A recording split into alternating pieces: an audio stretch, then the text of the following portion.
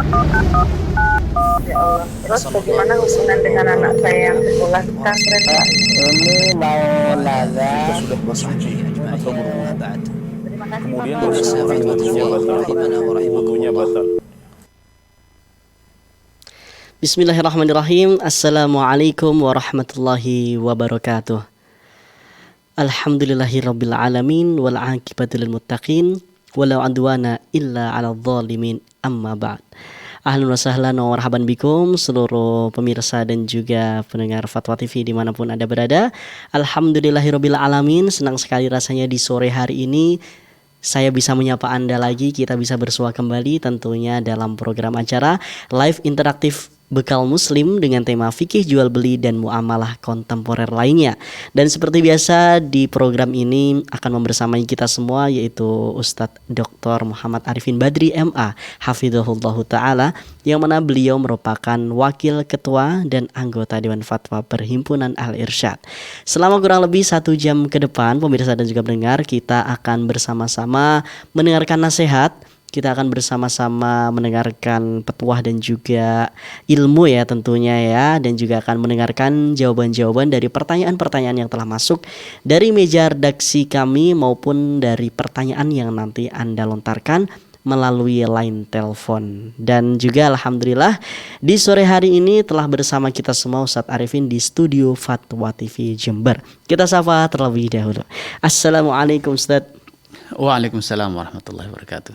Kabar sehat, Ustaz? Insyaallah. Ahlan wa rahman bik. Ahlan wa sahlan Ustaz. Masya Allah. Nampaknya sore ini ada sesuatu yang spesial pada Syihab. Aduh, kayaknya setiap sore sama antum spesial terus Ustaz ini ya. Allahu Akbar. Gimana Ustaz? Apa ini ya spesial dari anak kira-kira apa Ustaz kalau Ada sekarang sesuatu yang Ustaz? spesial. Ustaz. Status Syihab telah berubah di saat Ramadan telah di depan mata Masya kita. Allah. Wah ini Ustadz Arifin, kalau pekan kemarin katanya anak setelah menikah pandai bersilat lidah. Ini sekarang antum Ustaz. Oh, kalau Anak kan guru antum. Weh. Baik Ustaz, Masya Allah, barakallahu fikum Ustaz. Nah Ustaz, pemirsa dan juga pendengar, Masya Allah, di sore hari ini tentunya kita akan belajar ya. Kita akan mendengarkan nasihat, kita akan menimba ilmu semua, tentunya dengan hati yang gembira ya pemirsa dan juga pendengar. Dan juga tak lupa saya menyapa pendengar semua ya. Dan di sini ada beberapa rekan kami yang tergabung dalam RTVC. Di antaranya ada Radio Binbas Yogyakarta, Radio Sahabat Tegal, Radio MD FM Probolinggo, Radio Amuba Pangkal Pinang, Radio Sagu FM Sumatera Barat, Radio Gama FM Bontang, Radio Albina FM Banyuwangi, Radio Albina FM Bekasi, Radio Tua FM Riau, Radio Madinah Caruban, Radio Dai Tangaran, dan juga Radio Mas FM Sragen. Ahlan wa sahlan wa marhaban bikum seluruh pendengar dimanapun Anda berada. Baik pemirsa dan juga pendengar, sebelum kita masuk ke sesi tanya jawab, kita akan mendengarkan nasihat singkat dari beliau Ustadz Muhammad Arifin Badri MA Hafidhullah Ta'ala.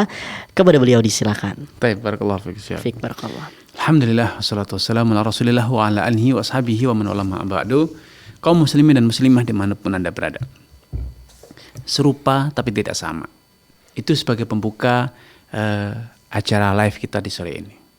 Mungkin Anda akan berkata, hari Senin ya sudah berulang sekian kali.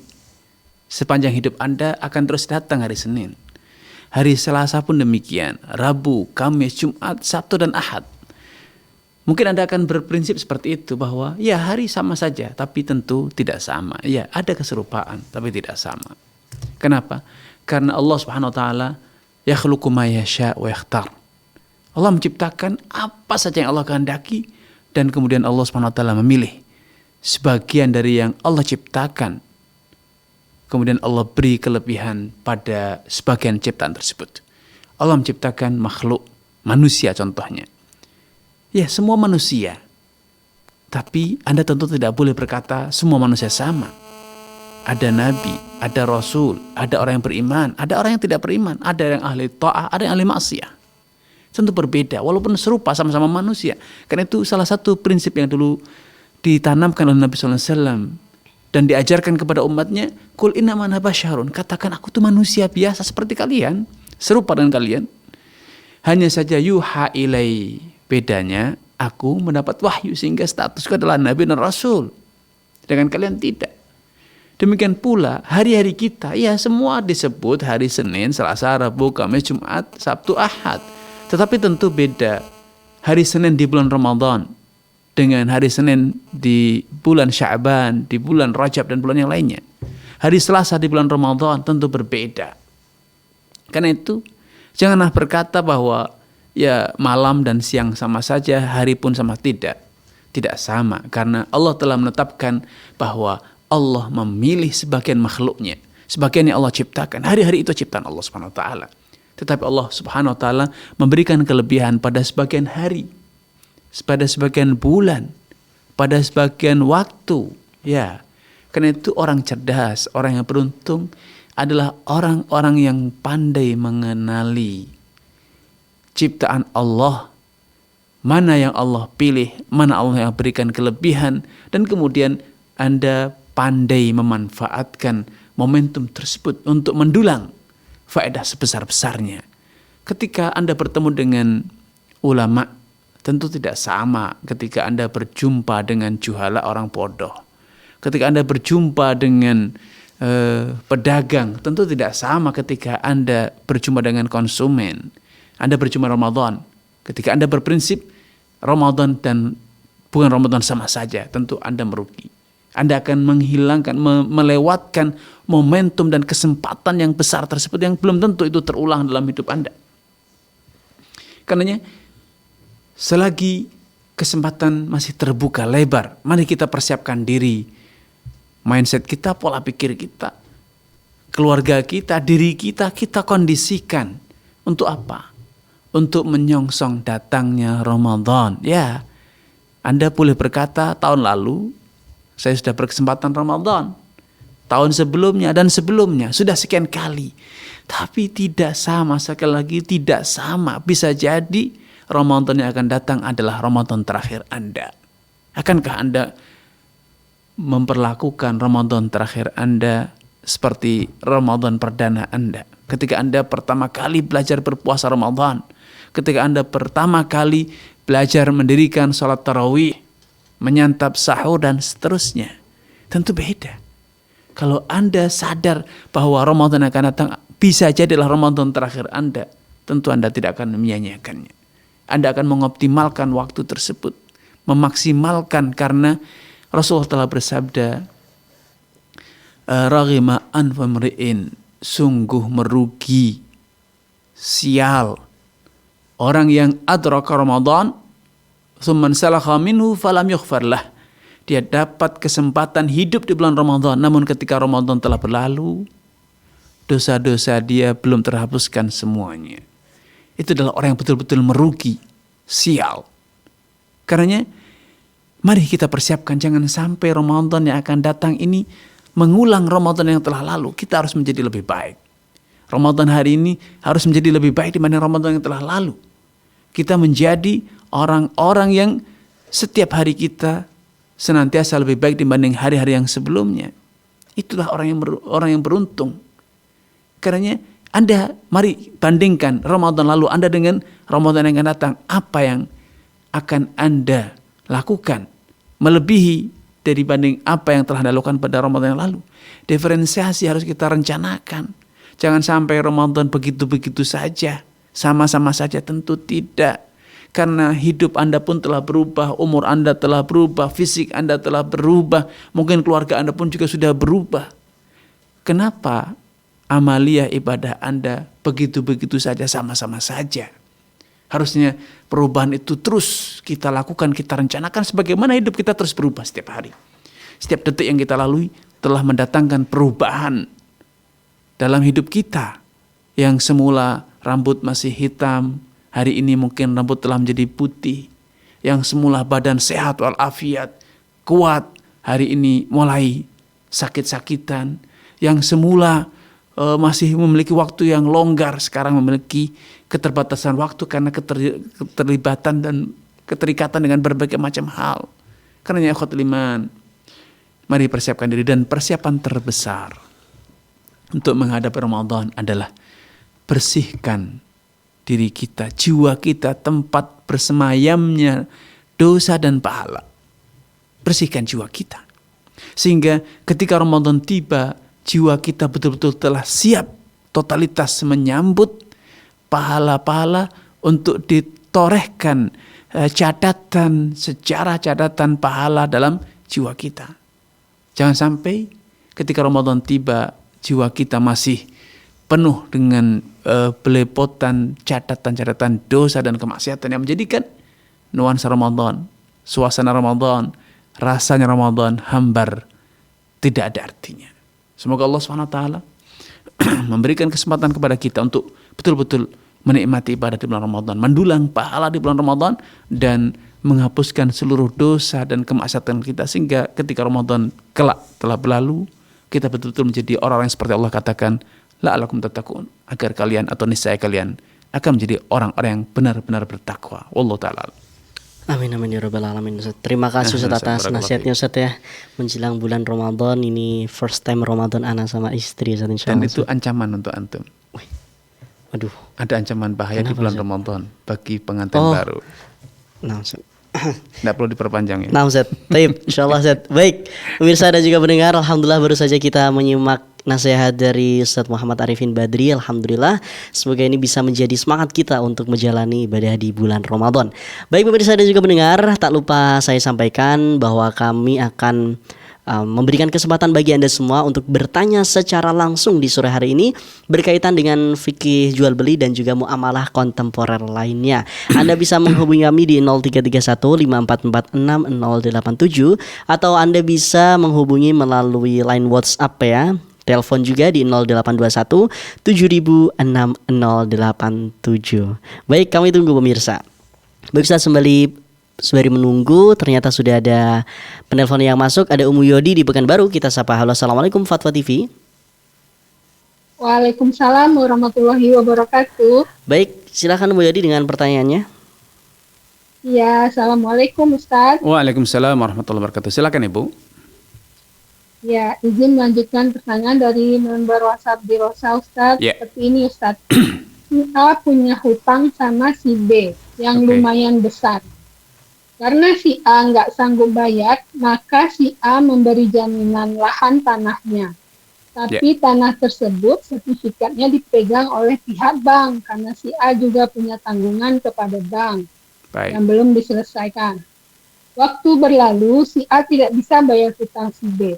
Maka tanah diserahkan ke si B dengan catatan si B melunasi hutang si A yang di bank. Yang menjadi pertanyaan, termasuk ribakah B bayar hutang si A yang di bank? Soalnya kalau tidak begitu, si A tidak bayar hutang si B. Gitu Ustaz. Baik. Sudah, syukron, jazakallah khairan. Assalamualaikum. Waalaikumsalam. Barakallahu fiik wa azabakumullah kepada Ummu Yodi. Semoga Allah SWT menampakkan taufik hidayah kepada Ummu Yodi, keluarga dan juga seluruh pemirsa dimanapun Anda berada. Bila nilai jual tanah tersebut disepakati antara si A dengan si B dengan taradi, alias betul-betul harga jualnya itu dinegosiasikan dengan asas suka sama suka, alias wajar harga jualnya, dan kemudian si B akan melunasi hutang si A di bank dan kemudian akan mendapatkan tanah tersebut tentu dengan konversi nilai yang wajar. Sehingga kalau ada sisa selisih antara piutang si B kepada si A, sehingga piutangnya lebih kecil, berarti si A masih punya sisa dari harga tanah tersebut, maka si B harus membayarnya kepada si A. Tapi ketika telah disepakati memang harga jualnya senilai dengan piutang yang diberikan oleh si B, atau bahkan bisa jadi piutangnya lebih besar dibanding nilai jual tanah tersebut, maka kalau disepakati bahwa hutang si A lunas dengan menyerahkan tanah tersebut, maka insya Allah tidak masalah ya. Sehingga ada dua hal, hutangnya si A kepada si B, hutangnya A kepada si bank. Nah, kalau kumulasi dari hutang ini senilai dengan harga tanahnya, maka insya Allah tidak masalah kalau kemudian tanah itu secara otomatis menjadi milik B dengan si B melunasi hutang di bank.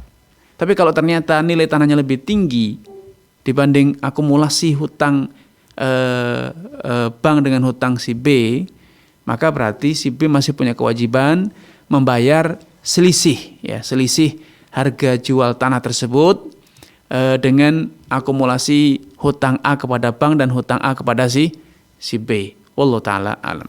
Nah Ustaz, syukron jazakallahu khairan wa barakallahu fikum Ustaz atas jawabannya. Semoga ini bisa menjadi jawaban dari Ummu Yodi yang tadi bertanya, yang Pekanbaru ya, berasal dari Pekanbaru. Baik Ustaz, kita sembari menunggu penelpon yang masuk, kita akan membacakan pertanyaan dari website. Dari Ummu Farhan di Tangerang, Banten. Assalamualaikum warahmatullahi wabarakatuh. Ustaz izin bertanya, ada fulan, dia adalah seorang pegawai BUMN, mendapat fasilitas kantor untuk telekomunikasi dan bensin dalam bentuk uang yang ditransfer setiap bulan bersama dengan gaji bulanannya.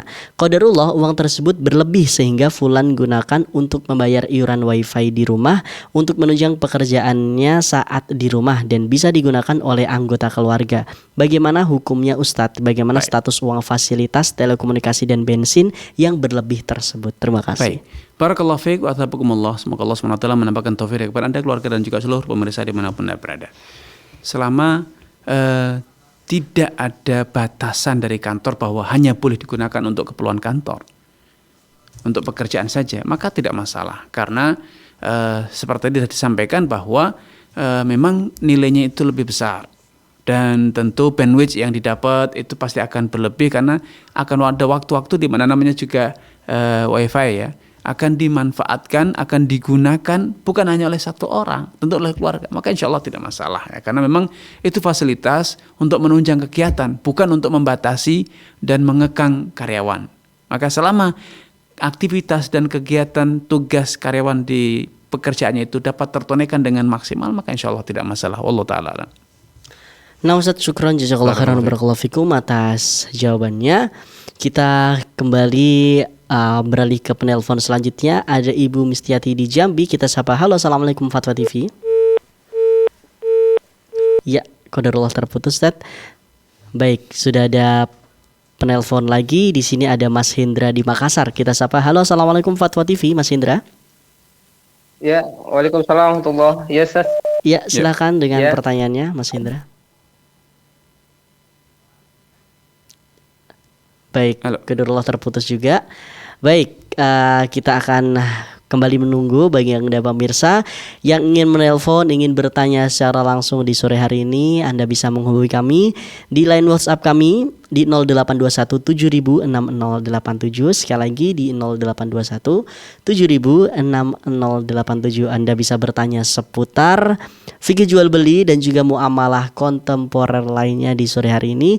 Bertanya secara langsung kepada Ustadz Muhammad Arifin Badri. Baik, Mas Hendra sudah tersambung kembali. Halo, assalamualaikum Fatwa TV. Halo, ya Ustaz. Ya, silakan dengan pertanyaannya Pak Hendra. Ya, ada yang ini apa? Halo. Ya, halo, ya, silakan. Mas.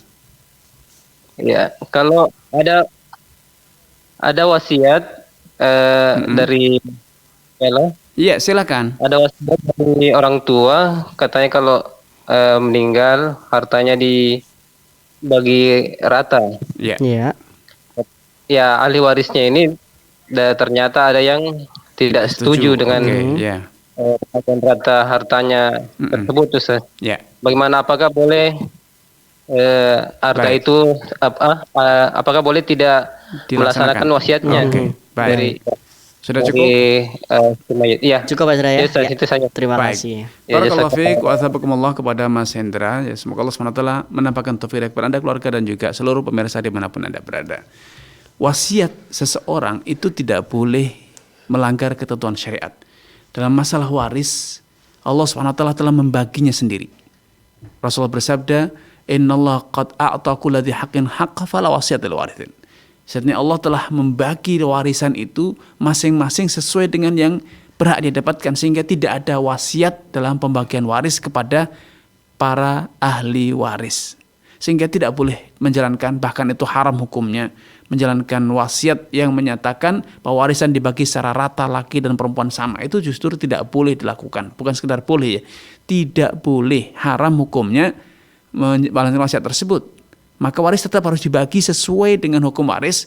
Urusan setelah dibagi nanti, kemudian sebagian mereka merelakan sebagian haknya untuk diberikan kepada saudaranya yang wanita sehingga akhirnya yang didapat oleh wanita itu sama, itu tidak masalah. Tapi tentu ada dua proses. Proses pertama, bagi waris sesuai dengan ketentuan syariat, setelah dibagi masing-masing jelas berapa haknya, baru kemudian dia merelakan memberikan sebagiannya. Tapi ketentuan syariat dijalankan terlebih dahulu. Kita tidak boleh hasilnya sama, tidak sama. Karena hari ini mungkin Anda belum tahu nilai, belum tahu nominalnya. Anda mungkin bagi rata. Kalau ternyata Anda sadar bahwa hak Anda ternyata puluhan miliar, ratusan juta, berarti Anda harus merelakan sekian miliar, sekian ratus juta misalnya, bisa jadi Anda akan berpikir ulang. Maka solusinya, jalan yang benar, bagi terlebih dahulu secara waris, dan kemudian setelah jelas hak masing-masing, silahkan bagi yang merelakan sebagian haknya untuk diberikan kepada saudara wanitanya, maka itu adalah sepenuhnya wewenang dia setelah jelas berapa hak masing-masing. Wallahu ta'ala alam. Nah Ustaz, syukran, jazakallah khairan wa barakallahu fikum. Ini menjadi faedah bagi kita semua tentunya. Ya. Baik, kita beralih ke penelpon selanjutnya Ustaz. Di sini ada Ibu Mistiati di Jambi. Kita sapa. Halo, Assalamualaikum Fatwa TV. Waalaikumsalam warahmatullahi wabarakatuh. Ya baik Ibu, silahkan dengan pertanyaannya Ibu. Ya, assalamualaikum Pak Ustadz. Waalaikumsalam warahmatullahi wabarakatuh. Silakan Ibu. Ya, ada pasangan suami istri. Ya. Punya anak 2. Ya. Nah, lakinya itu meninggal. Baik. Dulu dia waktu hidup pekerjaannya itu belantai, dia beli sapi. Jadi utangnya tuh di mana-mana, si anak sama si istri ini nggak tahu. Nah, ini dia tidak punya harta sama sekali waktu meninggal, cuma punyanya anak. Nah, tahu-taunya sudah meninggal, utangnya di sini. Itu gimana Pak Ustadz? Sedangkan keluarga laki itu ada yang tahu, dia tidak tahu menau sama sekali. Itu menurut Islam tuh gimana? Apa anaknya besoknya kalau udah besar itu anaknya wajib membayar apa enggak? Baik. Masalah utangnya itu nggak tahu Pak Ustadz. Baik. Punya waktu bapaknya itu. Ya. Baik, Ibu. Terima kasih Pak Ustadz atas jawabannya. Assalamualaikum warahmatullahi wabarakatuh. Waalaikumsalam warahmatullahi wabarakatuh. Baik, barakallahu fiik wa athabakumullah kepada Ibu, keluarga dan juga seluruh pemirsa. Semoga Allah SWT menambahkan taufik, hidayah kepada Ibu, keluarga dan semua pemirsa dan penyimak dimanapun Anda berada.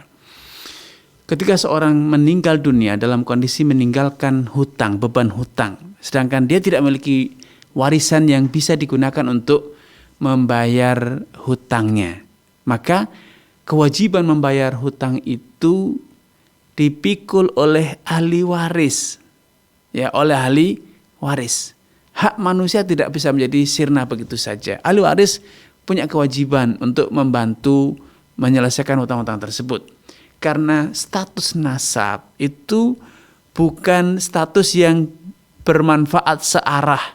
Ketika meninggalkan warisan, kemudian berarti ahli waris bisa tak mendapatkannya. Tapi ketika meninggalkan hutang, ahli waris tidak memikulnya. Tidak. Namun demikian tentu ahli waris juga sesuai dengan batas kemampuannya. Kalau tidak mampu ya la yukallifullahu nafsan illa wus'aha. Seperti dalam kasus ini, ahli waris utamanya adalah sang anak. Anak sedangkan tidak punya.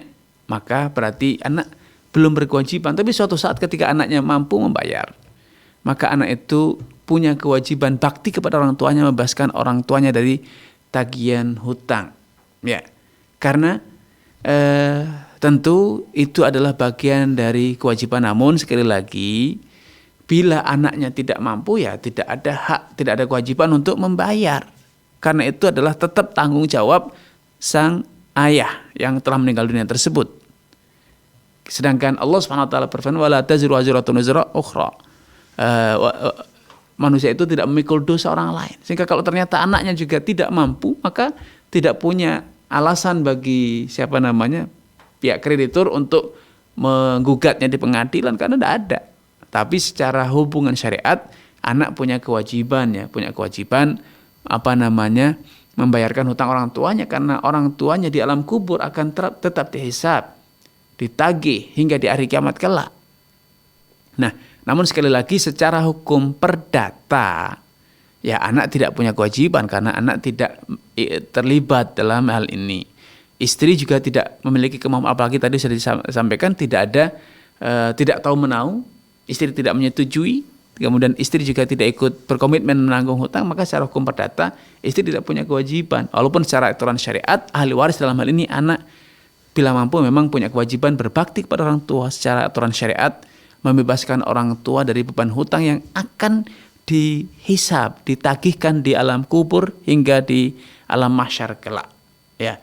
Namun kalau dalam konteks negara Islam, Rasulullah bersabda, "Man mata wa taraka malan famaluhu liwarathatih." Siapapun yang mati meninggalkan harta, maka hartanya itu dibagikan kepada ahli warisnya. Wa man mata wa taraka dainan fa alayhi qada'uhu, kata Nabi sallallahu alaihi wasallam. Siapapun mati justru malah meninggalkan hutang bukan harta, maka alayhi qada'uhu, akulah yang akan melunasinya. Para ulama mengatakan ini adalah bagian dari tanggung jawab pemerintah. Ketika ada orang meninggalkan hutang yang tidak mampu tidak memiliki aset yang bisa digunakan untuk membayar, maka peran pemerintah harus hadir di sini. Karena ini potensi menimbulkan sengketa dan permusuhan yang panjang. Dan pemerintah itu punya kewajiban menyelesaikan simpul-simpul masalah yang buntu, yaitu dengan menggunakan kekayaan negara untuk melunasi hutang masyarakat yang tidak lagi mampu membayar hutangnya.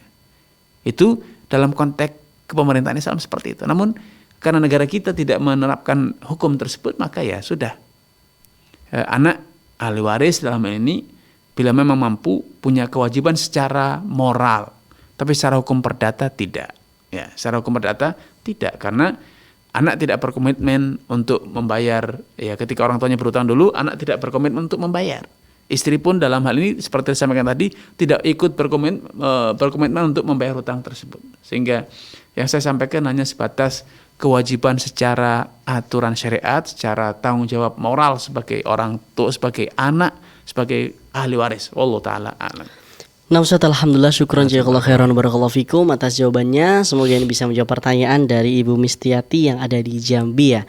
Baik pemirsa dan juga pendengar, ini sudah tersambung dengan penelpon selanjutnya, ada Ibu Nuriyati di Padang. Kita sapa. Halo, assalamualaikum Fatwa TV.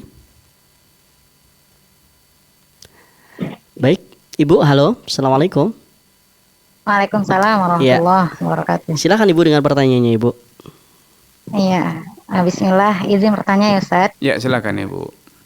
Ahsanallahu ilaikum jami'an. Waalaikumsalam. Ini Ustaz, ana memiliki orang tua, ibu gitu kan saya, umur 66 tahun. Ya. Semenjak pemilu kemarin beliau ada masalah masalahnya Ustaz, di ingatannya mungkin bisa jadi udah mulai pikun gitu Ustaz. Iya.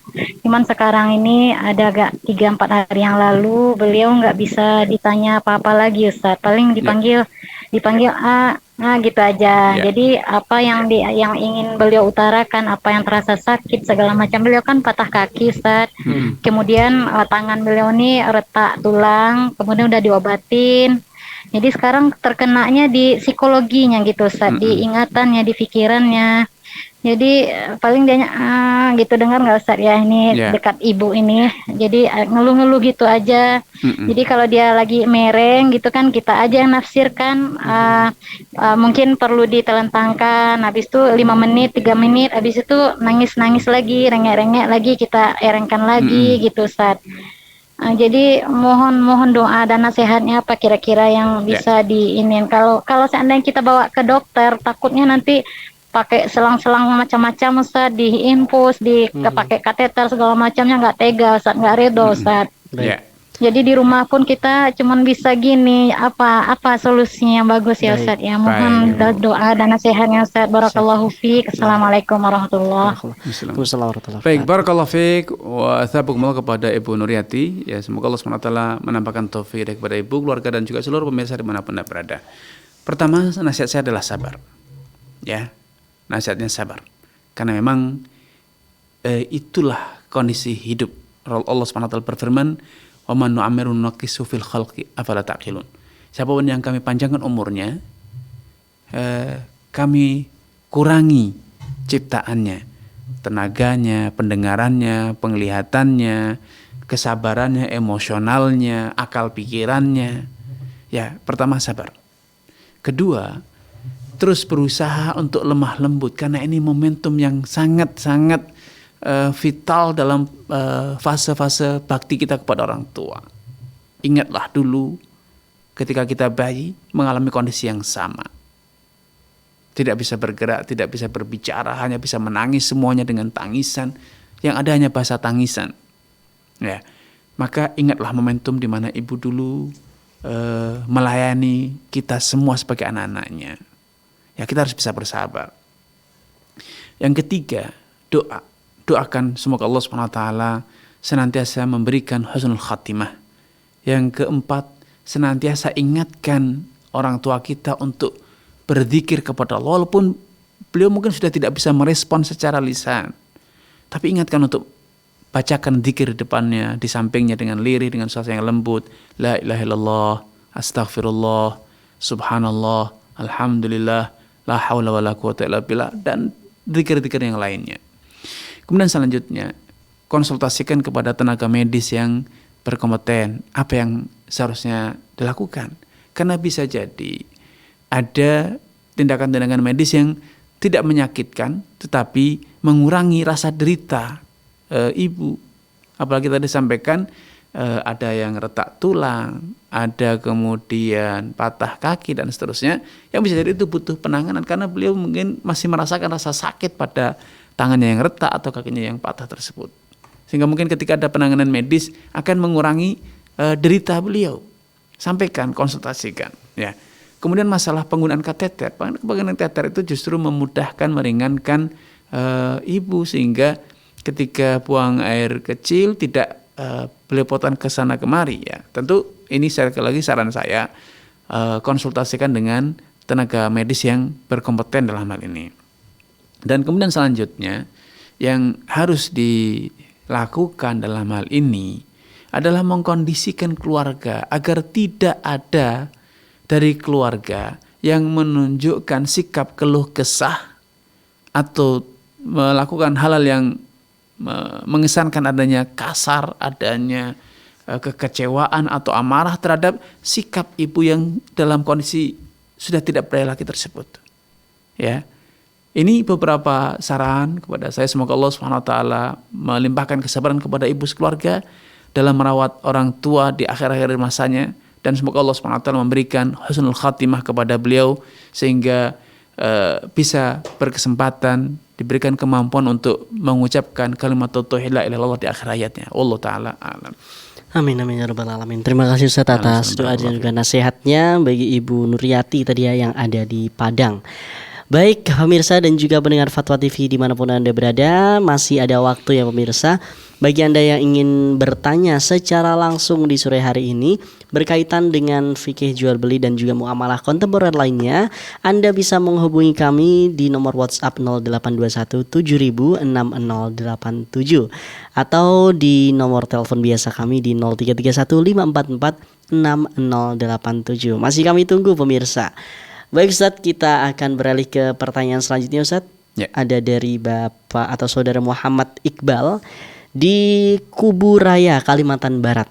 Assalamualaikum Ustadz, semoga Allah meridhoi Ustadz, tim dan keluarga, amin ya rabbal alamin. Saya ada rumah yang dalam cicilan bank. Lalu ada seorang pembeli yang ingin membeli rumah kami, dan kami memberi syarat buat pembeli untuk membayar sejumlah uang agar bisa balik nama dan pembeli yang melanjutkan cicilan bank. Sampai saat ini syarat tidak semuanya terpenuhi dan cicilan tersendat sehingga rumah mau dilelang. Yang ditanyakan, apakah uang yang dicicil pembeli tanah menjadi hak kami, dan mohon solusinya Ustadz. Baik. Barakallahu fiik wa athabakumullah. Semoga Allah SWT menambahkan taufik dari Anda, keluarga dan juga seluruh pemirsa dan penyimak dimanapun Anda berada. Pertama yang ingin saya garis bawahi bahwa kasus yang Anda hadapi ini adalah salah satu contoh konkret, contoh nyata pentingnya melakukan transaksi secara legal di notaris. Sehingga ketika Anda telah bertransaksi secara legal, maka akan ada proses di mana hutang Anda itu dipindahkan, dibebankan kepada pembeli, sehingga Anda akan terbebas dari tagihan, Namun nasi sudah menjadi bubur. Anda melakukan transaksi tanpa melalui prosedur formal, sehingga akhirnya sekarang ketika yang membeli dari Anda atau yang oper kredit kepada dari Anda itu tidak lagi mau membayar, dan akhirnya Anda lagi-lagi yang harus melunasinya, atau Anda yang akan menanggung berurusan dengan bank. Nah, maka solusinya ya kalau memang Anda tidak lagi membayar, tidak lagi mampu melunasi, dan pembeli tidak lagi bisa melunasi, maka ya Anda hanya bisa pasrah mengikuti prosedur yang berlaku di bank, bahwa aset tersebut, rumah tersebut akan disita. Dan tentu saya lebih menyarankan, pertama Anda beristighfar kepada Allah SWT, karena nampaknya yang saya pahami Anda berutang di perbankan konvensional ya. Dan kalaupun bukan konvensional, maka hendaknya Anda juga beristighfar karena Anda telah melanggar kesepakatan di mana Anda mengoperkreditkan rumah ataupun tanah Anda tanpa mengikuti prosedur yang formal. Padahal biasanya kredit ke bank itu ada klausul bahwa Anda tidak boleh oper kredit kecuali atas restu dan izin dari bank. Dan itu nampaknya Anda abaikan. Sehingga Anda telah melakukan satu khianat terhadap klausul kesepakatan yang telah dicapai. Dan yang selanjutnya yang harus dilakukan bahwa kalau memang sudah betul-betul macet, ya Anda sekali lagi, Anda hanya bisa pasrah. Barang dilelang, disita, dan hutang Anda akan dianggap lunas. Maka hanya ini pilihan Anda, dan sekali lagi dan Anda bertekad untuk tidak mengulang lagi, tidak membeli barang dengan kredit ke bank lagi, sehingga Anda merubah pola hidup Anda. Kalau memang belum mampu ya nabung terlebih dahulu, atau dalam memenuhi kebutuhan itu dengan cara dicicil, hari ini beli tanahnya dulu, dan nabung lagi, kemudian nanti kalau sudah terkumpul uang bangun konstruksinya dulu, yang penting bisa dihuni walaupun belum dengan interior dan eksteriornya, yang penting sudah bisa dihuni, dan demikian seterusnya. Mari kita belajar hidup secara realistis sesuai dengan kemampuan kita. Jangan sampai budaya besar pasak daripada tiang yang akhirnya menyebabkan kita terjerumus dalam praktek gali lubang tutup lubang. Tentu ini tidak dibenarkan secara tuntunan syariat. Allah Ta'ala alam. Nah Ustaz, syukran jazakallahu khairan barakallahu fikum. Semoga bisa menjawab pertanyaan dari Muhammad Iqbal ya.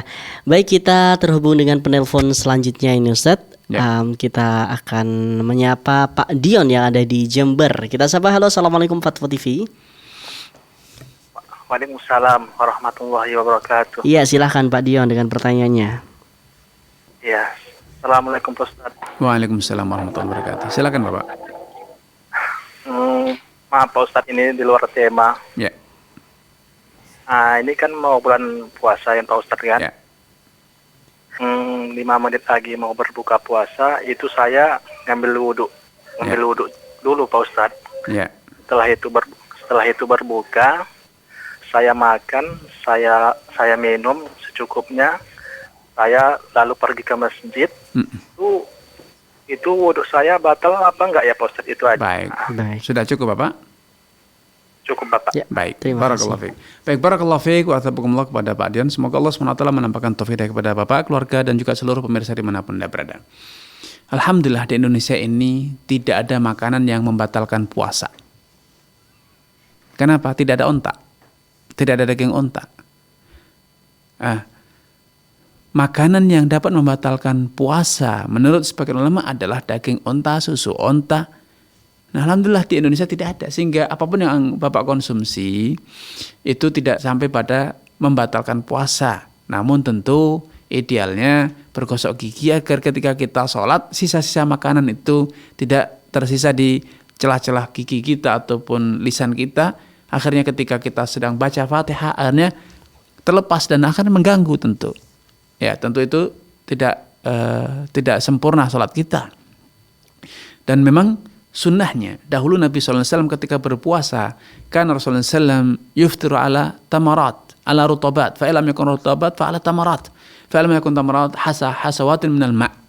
Dahulu Nabi SAW ketika berbuka puasa beliau menyantap rutab, kurma segar, bila itu ada di rumah beliau. Kalau tidak ada maka beliau menyantap kurma, beberapa biji kurma. Kalau tidak ada maka beliau meneguk ya, meminum beberapa teguk air, dan kemudian beliau mendirikan sholat maghrib. Karena memang ketika berbuka puasa itu kita juga harus segera mendirikan sholat maghrib. Upayakan untuk bisa segera sholat maghrib di awal waktunya, karena waktu sholat maghrib itu pendek. Ya, jangan sampai kita sholat maghribnya justru di akhir waktu menjelang isya tiba. Nah, ini tentu tidak dibenarkan. Nah, untuk bisa menjalankan sunnah atau syariat semuanya itu dengan sempurna, maka sunnahnya dianjurkan orang yang berpuasa itu tidak segera menyantap hidangan berat, semua hidangan yang di meja disantap ketika adzan tiba, tapi upayakan makan beberapa biji korma atau rutop, kemudian beberapa mungkin kalau memang ada dan tersedia beberapa, biasanya kalau warga Indonesia gorengan, beberapa biji, beberapa potong gitu ya, dan kemudian segera menuju ke masjid untuk mendirikan sholat berjamaah, sehingga kita punya kesempatan sholat qobliyah, kemudian berwudu dengan nyaman, tidak tergesa-gesa ke masjid, menunaikan sholat ba'diyah maghrib, sehingga ketika kita telah kembali dari masjid, nafsu makan kita itu sudah terkendali.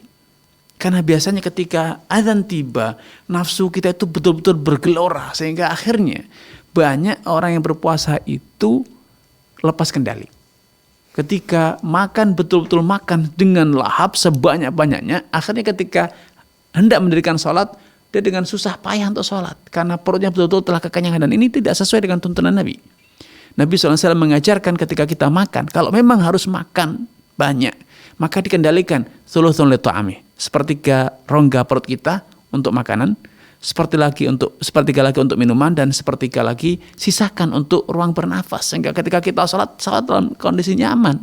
Tapi ketika kita makan dengan lahap, lupa kontrol, akhirnya kekenyangan, dan ketika sholat betul-betul dengan susah payah sholat, rukuk pun seakan-akan susah ya, khawatir mutah, sujud pun agak lama sedikit pun khawatir mutah kemudian balik, karena memang perutnya sudah kepenuhan. Dan ini yang dulu salah satu hikmah kenapa Nabi ketika berbuka mencukupkan diri dengan menyantap beberapa biji kurma atau rutop dan kemudian minum air, mendahulukan sholat terlebih dahulu.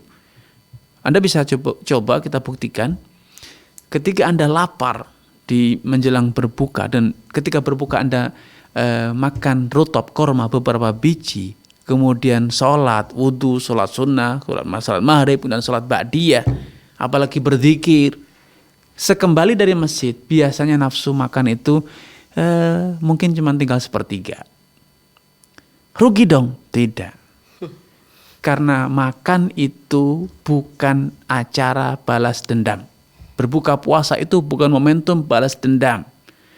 Itu untuk memenuhi kebutuhan, sedangkan kebutuhan manusia terhadap makan itu sangat sedikit. Sehingga digambarkan oleh Nabi SAW, luqaimatun yuqimna sulbahu. Sejatinya seorang muslim itu cukup menyantap beberapa suap yang dengannya dia bisa hidup sehat, normal, bukan memperturutkan nafsu, enak dan kenyang. Selama ini standar makan kita bukan kebutuhan jasmani kita. Standar kita adalah kenyang. Padahal itu tidak dibenarkan dalam tuntunan syariat. Tidak sesuai dengan tuntunan syariat. Rasulullah bersabda, ma mal'a ibnu Adam ya'an syarran batni. Tidak ada kantong yang lebih buruk untuk engkau penuhi dibanding kantong perutmu sendiri. Sehingga ketika standar kita, makan kita adalah kenyang, seperti yang selama ini sudah beredar dan selalu kita terapkan, maka jangan heran ketika kita di tengah kita banyak orang yang kegemukan, banyak yang menimbun kolesterol, menimbun gula, menimbun purin, asam urat dan lain sebagainya. Kenapa? Karena faktor penimbunan. Sehingga karena yang dikonsumsi melebihi berlipat ganda dibanding apa yang dibutuhkan oleh tubuh kita. Nah, ini momentum Ramadan, momentum menjelang Ramadan ini, mari kita rubah pola hidup kita, gaya makan kita, sehingga lebih sesuai, karena inti substansi dari puasa itu bukan sekedar lapar di siang hari, kenyang di malam hari, bukan. Itu adalah momentum kita mengendalikan hawa nafsu, termasuk hawa nafsu untuk makan. Di Ramadan Anda akan mendapatkan bukti bahwa makan 2 kali tidak mati, makan 2 kali tidak celaka. Hari ini kita makan 3 kali setiap hari, pagi, siang, malam. Dan nanti Ramadan kita mendapatkan bukti bahwa cukup 2 kali. Dan ternyata kita tidak mati gara-gara makan hanya 2 kali. Dan hendaknya kita sempurnakan lagi bahwa ternyata makan pun tidak harus sampai kenyang. Karena Anda akan rasakan bahwa ketika Anda makan sepertiga untuk makanan, sepertiga untuk minuman, Anda bisa dengan nyaman sholat maghrib, bisa dengan nyaman sholat isya, bisa dengan nyaman sholat tarawih. Tapi ketika Anda kekenyangan, sampai pun sholat tarawih yang jeda waktu dengan berbukanya itu sudah cukup lama, itu pun dengan susah payah Anda tunaikan. Nah ini sebagai momentum bagi kita untuk menata ulang gaya hidup kita. Wallahu ta'ala a'lam. Nah, Ustaz, Masya Allah, syukron, jazakallah khairan, barakallahu fikum Ustaz atas jawabannya. Baik, kita akan beralih ke penelpon selanjutnya. Di sini sudah tersambung. Di sini sudah ada yang menelpon ya, pemirsa dan juga pendengar dimanapun Anda berada. Ya, di sini ada Pak Asnawi di Banyuwangi. Kita sapa. Halo, assalamualaikum Fatwa TV. Waalaikumsalam warahmatullahi wabarakatuh. Baik, Pak Asnawi, silahkan dengan pertanyaannya, Pak. Iya, assalamualaikum Ustaz. Izin bertanya. Silakan Bapak. Ini kan akhir-akhir ini kan umroh itu kan harganya lumayan mahal, di atas 30 sampai 35. Kemudian ini ada perkumpulan apa istilahnya haji yang tanpa resmi dari Kementerian Agama. Artinya kita buat paspor sendiri, kemudian backpacker. Nah, bagaimana hukumnya dari segi aturan negara, sedangkan di Arab Saudi sendiri mengizinkan gitu. Baik. Apakah kita mengutamakan hukum yang ada di negara kita atau kita mengutamakan hukumnya Allah, Ustadz? Terima kasih. Assalamualaikum. Assalamualaikum. Baik, barakallahu fiik wa athabakumullah kepada Pak Asnawi. Semoga Allah SWT menambahkan taufik kepada Anda, keluarga dan juga seluruh pemirsa dimanapun Anda berada. Kalau yang ditanya tentang keabsahan, maka siapapun menjalankan ibadah apapun bila memenuhi syarat, rukun, dan kewajiban-kewajibannya, maka ibadahnya sah. Haji, sholat, puasa, zakat, atau yang lainnya. Selama memenuhi syarat sahnya ibadah tersebut, maka sah. Adapun masalah kuota haji, visa, itu tidak ada hubungannya dengan syarat, dengan rangkaian ritual ibadah. Itu hanya faktor administrasi. Akan tapi patut disadari bahwa administrasi tersebut bertujuan untuk memberikan pelindungan dan kepastian hak kepada jamaah. Karena betapa banyak jamaah yang menjadi korban penipuan, diterbangkan ke Filipina, ke Sri Lanka, dan kemudian tidak lagi bisa lanjut ke Tanah Suci. Yang kedua, itu adalah jaminan bahwa jamaah itu mendapatkan layanan yang sewajarnya. Sehingga ketika di Tanah Suci, di kota Makkah Madinah, mendapatkan penginapan yang layak, fasilitas transportasi yang layak, menemukan catering yang layak. Jadi jangan dilihat bahwa itu merugikan. Tetapi kita bercermin, mampukah saya untuk menjalankan itu sendiri, dan apa yang akan terjadi bila ternyata gagal, tidak sesuai dengan rencana karena ternyata tidak bisa mendapatkan tiketing, tidak mendapatkan visa dan lain sebagainya, akhirnya tidak bisa diberangkatkan. Atau ternyata ketika sampai di tujuan, ternyata oleh koordinatornya masih dipungut lagi biaya-biaya yang di luar kesepakatan, dan ini banyak sekali kasus-kasus semacam itu. Maka saran saya, walaupun secara hukum syariat asalkan memenuhi syarat rukunnya itu sah, tetapi pertanyaan besarnya, benarkah Bapak akan sampai di tujuan? Benarkah Bapak akan sampai di Tanah Suci, di tempat-tempat pelaksanaan ibadah haji? Siapa yang memberikan jaminan? Siapa yang mengawasi? Ya, siapa yang memberikan perlindungan? Dan ini perlu diwaspadai karena sudah bukan menjadi rahasia yang tertutup, sudah menjadi berita setiap tahun di media-media di mana jamaah haji terlantarkan di Emirat, ada yang di India, ada yang di Pakistan, ada yang di Turki, ada yang di Filipina dan lain sebagainya. Maka ini pastikan kalau memang Anda bisa menjamin bahwa Anda akan sampai, rombongan Anda akan sampai, maka secara hukum syariat sah, ya. Maka hukum syariat sah, ya. Tapi sekali lagi, siapa yang menjamin? Apa kepastiannya? Jaminannya apa? Jangan sampai akhirnya Anda tidak lagi bisa berhaji, dan uang Anda hilang, menjadi korban penipuan. Ini yang perlu diwaspadai. Allah Ta'ala. Baik Ustaz, syukron jazakallahu khairan barakallahu fikum Ustaz atas jawabannya. Dan pemirsa, masih ada beberapa menit terakhir ya menjelang usai dari perjumpaan kita di sore hari ini. Kami masih memberikan kesempatan bagi Anda yang ingin bertanya secara langsung di sore hari ini.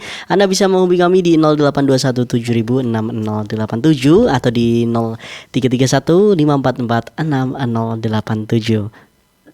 Ya, baik. Taib, kita akan beralih ke pertanyaan selanjutnya Ustaz. Di sini ada hamba Allah di NTB ya, Kota Mataram. Assalamualaikum warahmatullahi wabarakatuh Ustaz. Ana izin bertanya Ustaz, bagaimana hukum membuat vlog keseharian yang diupload ke media sosial yang menampakkan semua sisi rumah hingga kamar, anggota keluarga dan kegiatan lainnya, dan apa hukum dari hasil uang yang didapatkan dari membuat vlog tersebut? Mohon penjelasannya, jazakallahu khairan. Baik, barakallahu fiik wa athabakumullah. Semoga Allah SWT menambahkan taufik kepada Anda, keluarga dan juga seluruh pemirsa dimanapun Anda berada. Dewan Fatwa Perhimpunan Al-Irsyad telah menerbitkan fatwa bahwa penghasilan yang didapat oleh YouTuber itu bercampur antara yang halal dengan yang haram. Kenapa demikian? Karena sponsor ya, atau penghasilan yang didapat oleh YouTuber itu adalah komisi yang didapat dari iklan-iklan yang ditempelkan dengan konten-konten yang kita buat. Sehingga konten kita akan ditempeli dengan promosi produk, bisa perbankan, bisa perjudian, bisa tempat wisata, bisa berbagai macam produk yang haram, bisa jadi khamar dan lain sebagainya. Nah, kalau itu kondisinya seperti ini, tentu tidak diragukan bahwa konten Anda akan mendatangkan komisi dari produk-produk yang Anda tidak boleh secara aturan syariat ikut memasarkannya, ikut mempromosikannya. Karena dalam prinsip syariah, wala ta'awanu 'alal itsmi wal 'udwan, kita dilarang tolong menolong perbuatan dosa dan perbuatan yang melampaui batas atau melanggar aturan. Nah, karena itulah mau namanya vlog atau memang kita punya akun di medsos yang divaluasi, tentu itu akan kondisinya semacam ini. Dulu pada awal-awal masih ada filter, lebih dari sekitar 200 filter. Kita bisa memfilter tidak menggunakan produk riba, pornografi, porno aksi, musik, kemudian konten agama dan lain sebagainya. Tapi ternyata pun tidak efektif. Kenapa? Karena pemahaman tentang riba, pemahaman tentang jasa keuangan, tentang pornografi, porno aksi antara pembuat standar yaitu YouTube ataupun yang lainnya tidak sama dengan apa yang kita pahami. Wanita yang berjoget-joget berdansa dengan pakaian yang serba ketat, bagi mereka itu tidak pornografi, porno aksi.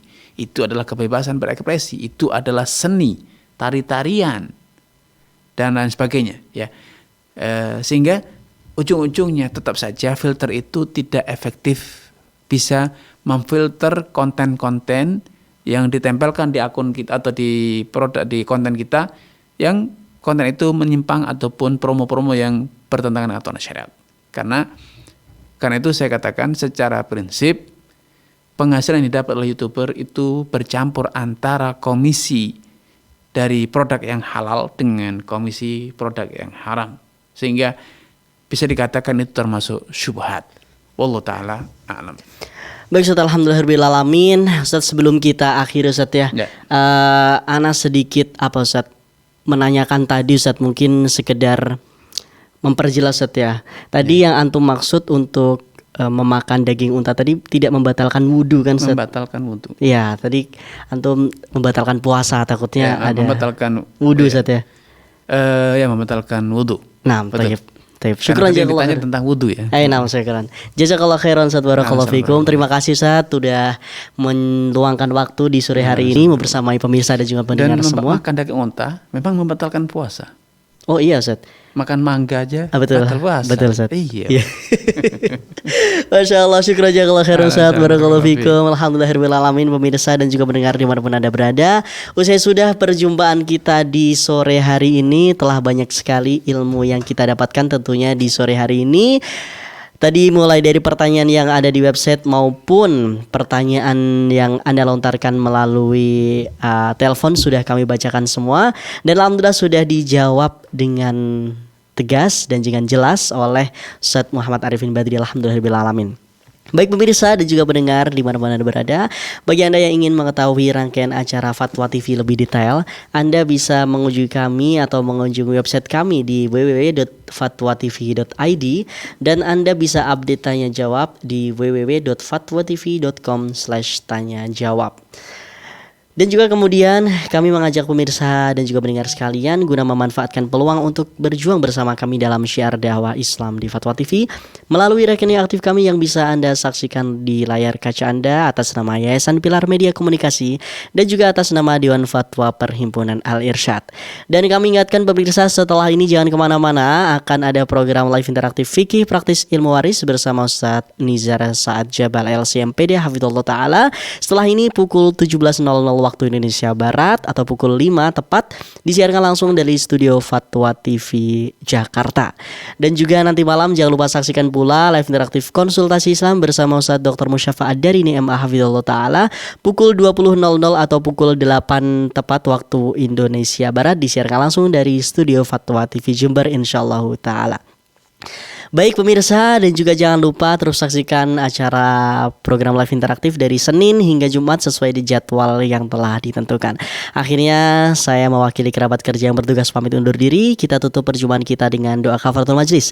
Subhanakallahumma bihamdika asyhadu an la ilaha illa anta astaghfiruka wa atubu ilaik. Wassalamualaikum warahmatullahi wabarakatuh. Ya Allah. Terus bagaimana hubungan dengan anak saya yang sekolah di pesantren? Ini mau nazar sudah bersuci atau berwudu, Terima kasih kemudian Bapak. bersentuhan dengan suami, Rahimana wa rahimakumullah. wudunya batal.